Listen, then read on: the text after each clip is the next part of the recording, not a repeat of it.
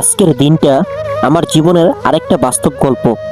সারা রাত কারেন্ট ছিল না, আমার অটোর এক ফোঁটা চার্জও হয় নাই, তবুও হাল ছাড়ি নাই।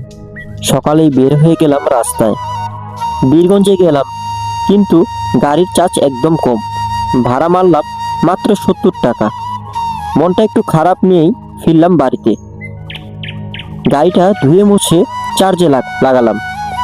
এর মাঝেই খবর পেলাম আমার বউয়ের বড় বোনের মেয়ে হয়েছে বীরগঞ্জ মডার্ন ক্লিনিকে।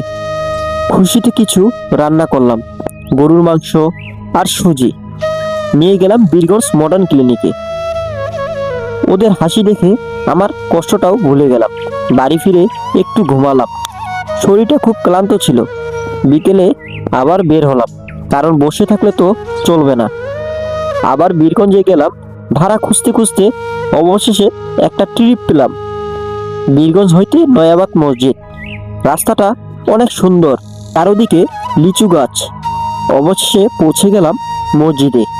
জায়গাটা অনেক সুন্দর, কিছু ছবি তুললাম, একটু ঘুরলাম, তারপর আবার ফিরলাম।